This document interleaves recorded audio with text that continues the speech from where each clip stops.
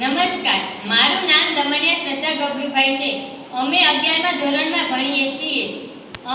મારી સ્કૂલનું નામ જીએસએસ ઘોઘલા છે. અમારી ટીમનું નામ છત્રપતિ શિવાજી મહારાજ છે. અમે વિકસિત ભારત મોડેલ તૈયાર કર્યું છે.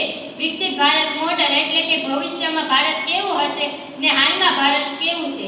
હાલમાં જોઈએ તો આપણે ઇલેક્ટ્રિક ઉપકરણો દ્વારા થાંભલા, વાયર તેના આપણે લાઇટ કનેક્ટ કરવા માટે ઉપયોગ કરીએ છીએ, જેના દ્વારા શોર્ટ સર્કિટના દ્વારા અનેક લોકો મૃત્યુ પામે છે.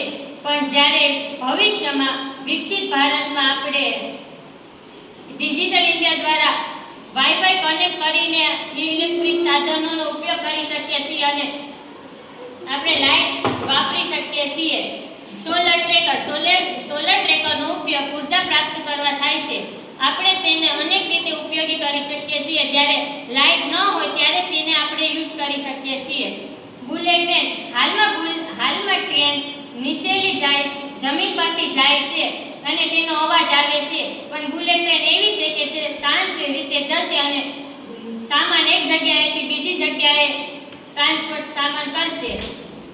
પવનચક્કી દ્વારા આપણે ઉર્જાને સ્ટોર કરી શકીએ છીએ અને તેના આપણે અનેક ઉપયોગ છે. ઉર્જા દ્વારા આપણે અનેક ઉપકરણો ચલાવી શકીએ છીએ.